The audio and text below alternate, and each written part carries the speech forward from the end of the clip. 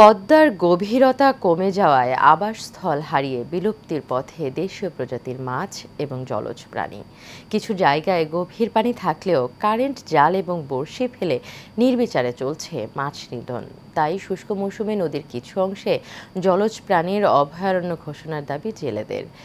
SM. Rasel কবিরের তথ্য এবং ছবিতে বিস্তারিত জানাচ্ছেন ওয়ালিদ সিদ্দিকী।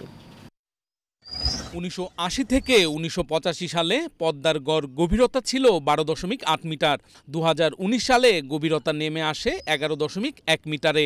কোথাও গভীরতা থাকলেও সেখানে চায়না, দুয়ারি সহ বিভিন্ন জাল ফেলে মাছ ধরছেন জেলেরা। ধরা পড়ছে বাঘাইর, পাঙ্গাস, রুই, কাতলা, চিতল সহ বিভিন্ন প্রজাতির মাছ। আগে অত মাছ মারা পড়ে নাই, এখন হলো ঘরে ঘরে মাছ মারে।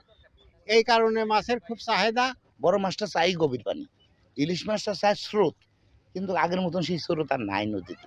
জেলেরা বলছেন পদ্মা ছাড়াও জেলার গড়াই, চন্দনা, হরাই, কুমার সহ অসংখ্য খালবিলে পাওয়া যেত মাগুর, শিং, পাবদা, পুঁটি, শোল, বোয়াল সহ নানা দেশীয় মাছ। কিন্তু এখন আবাসস্থল সংকটে বিলুপ্তির পথে দেশীয় প্রজাতির মাছ ও জলজ প্রাণী।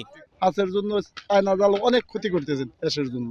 এটা যদি সরকার বন্ধ করতে পারে তাহলে হয়তো মাছের সংখ্যা একটু বৃদ্ধি হবে। মাছের বাসা হলো পানি, পানি যদি না থাকে, গভীরতা যদি না থাকে, তাহলে তো মাছ থাকতে পারবে না, মাছ তো সরেই চলে যাবে।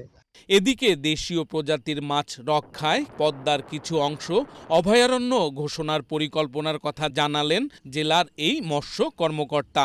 আমরা আমাদের জেলা মৎস্য দপ্তরের আমাদের যে উপজেলাগুলো আছে তাদেরকে আমরা এই নির্দেশ দিয়েছি যে যেখানে আমাদের এই সংরক্ষণের সুযোগ রয়েছে উপজেলা প্রশাসনের সাথে কথা বলে আমরা যাতে সেই সমস্ত এলাকাগুলোকে সংরক্ষণ করতে পারি এবং দেশীয় প্রজাতির মৎস্য সম্পদ বৃদ্ধিতে আমরা সবাই মিলে একসাথে কাজ করতে পারি। এজন্য আমরা সর্বদাই তৎপর আছি। মৎস্য বিভাগের তথ্য মতে আগে জেলায় 59 প্রজাতির মাছ পাওয়া যেত। এরই মধ্যে ভেদা, ভেলা ও কাউনে মাছ বিলুপ্ত হয়েছে। এছাড়াও বিলুপ্তের পথে গুলশা, পুতুল, মলা সহ 5 প্রজাতির মাছ। Walid Siddiqui, Asian television.